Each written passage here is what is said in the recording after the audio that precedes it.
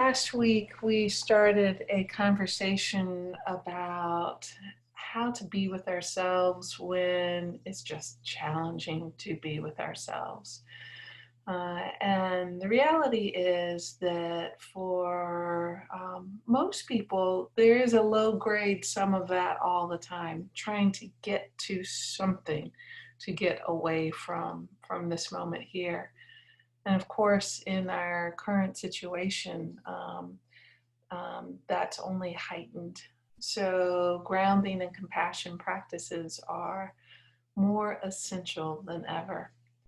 I'm just going to pick up where I left off last week, going through some basics again about being with ourselves. We come back to these over and over. It's just useful to be reminded and really have a strong foundation for our practice.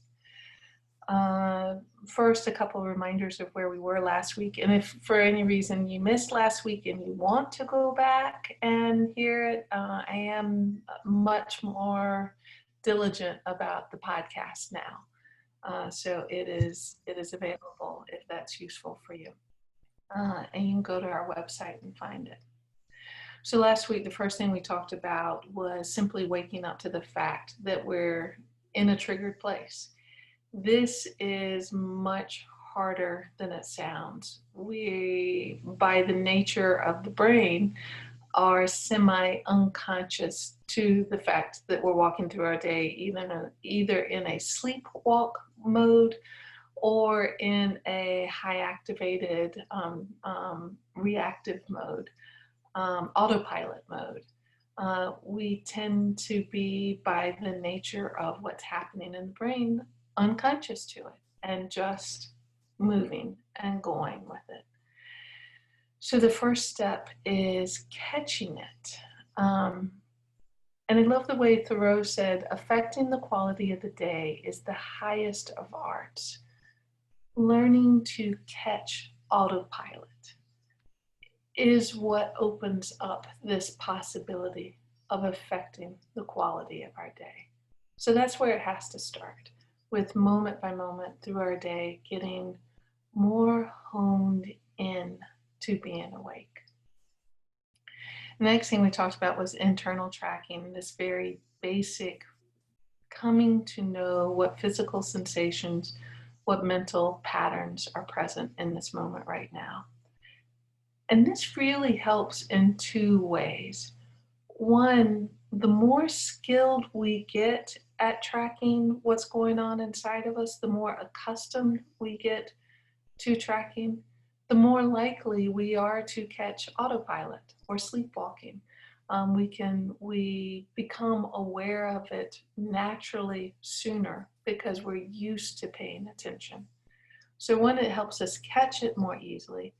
And two, tracking itself is very grounding.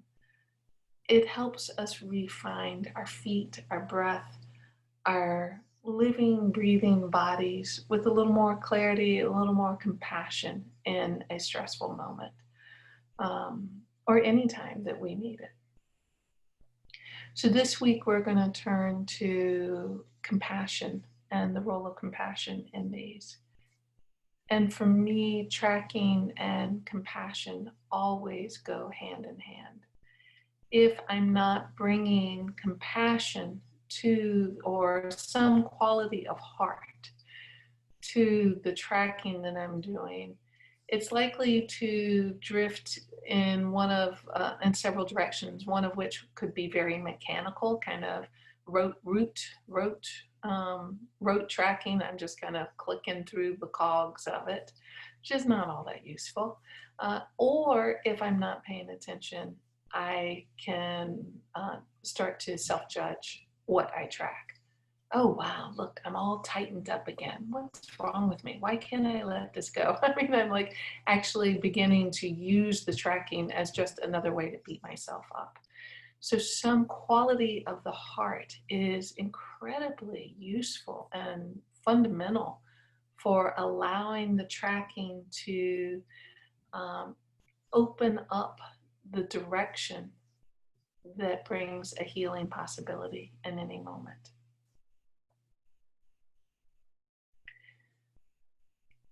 The, the bringing the heart qualities to this moment um, um, not only helps as a sort of compass to orient us in the direction of healing potential, it also starts to become our bedrock. The more practiced we get at opening the heart space, particularly in challenged with compassion, the more the strength of that compassion becomes this healing bedrock possibility for us in any moment. But then another thing to say about compassion is it has this really interesting way of helping to clarify a situation. If I can step back and see my struggle with some compassion and connect that struggle to this being human and, you know, all of us anywhere who are working with this kind of struggle, then that becomes like turning on a defogger. If I can connect some compassion to the moment, that directs me in a way to see it with a little more clarity. So if you think about when you're driving in a storm and maybe it's dark and the wind's blowing, the rain is pouring, the windshield wipers are going, and you really can't see very well. And then all of a sudden you realize, oh yeah, the windshield's fogged up, and you hit the defrost button and the storm is still there, the rain is still coming, the windshield wipes are still going, but you can suddenly see a whole lot more clearly. That's what compassion can do in the midst of a storm. Bring that clearing that helps, excuse me, that helps us see what the next steps are to move out of a storm. There's another part of compassion that's really helpful, is it brings clarity to the two choices for those next steps in any moment.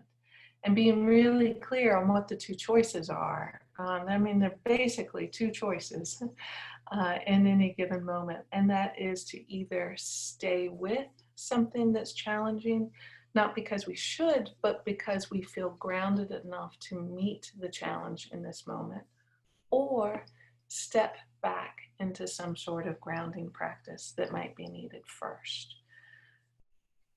To understand those two choices, I love the model Windows of Tolerance. It really helps us kind of get this idea of stress thresholds, which are always changing for us moment by moment, day by day, and really is useful for when I move towards the challenge and when I need to step back into some sort of grounding.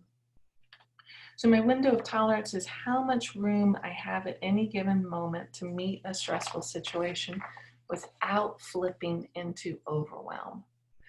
For example, on a day when things are very smooth, I'm sort of sailing along, it's been that way for a while, my window of tolerance might be really wide.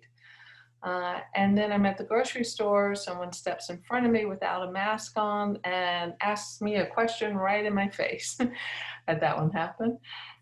If I'm on that day when everything's kind of smooth and easy going, I have a broad window of tolerance, I might just naturally go straight to compassion.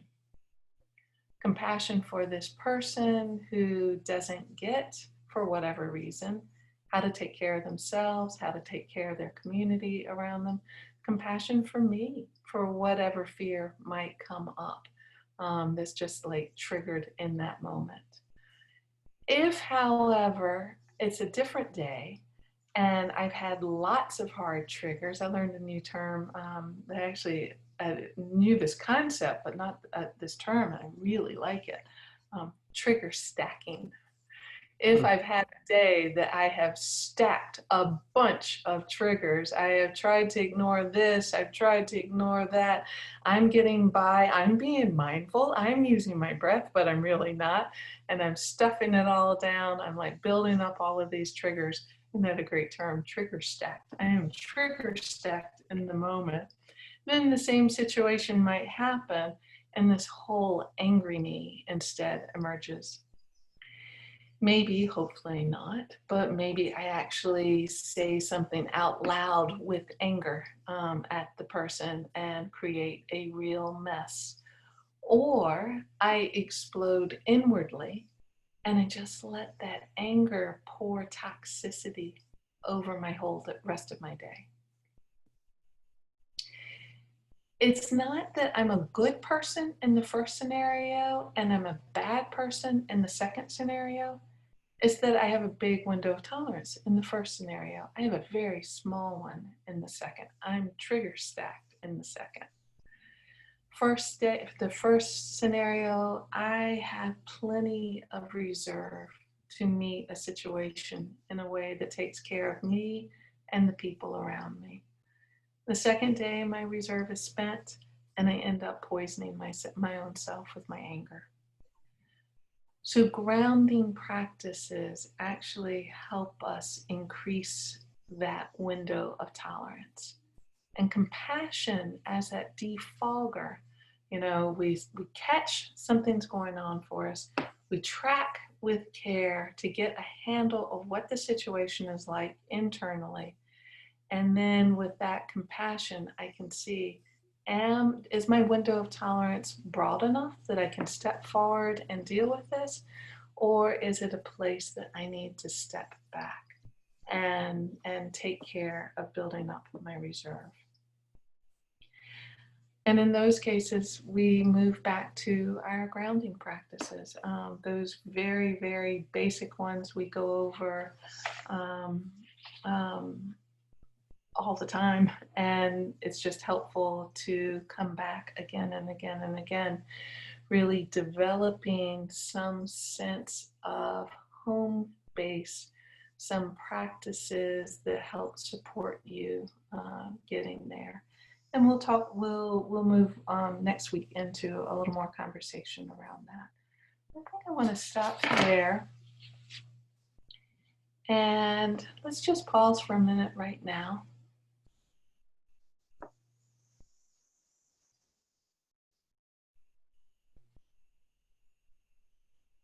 First step, notice what's here.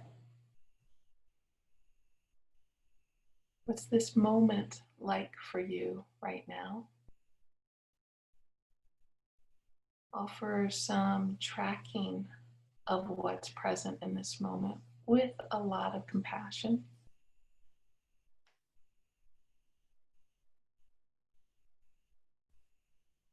Mm-hmm.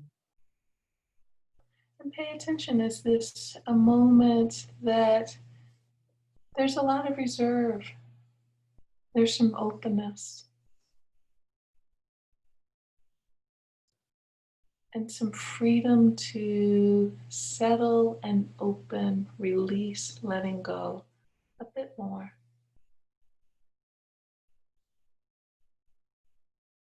Or there's something with some challenge. Mm-hmm. There's something with some challenge. Is it a challenge that's useful? Or is it a challenge that you need to step back and explore some grounding?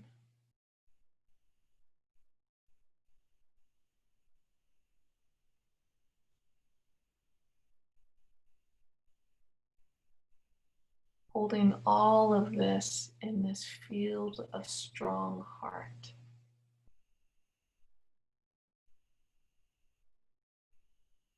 Even if it's just fleeting moments that you can touch in, be aware there's a way you are showing up to take care and tend to yourself in this moment. Allow some appreciation and compassion for that.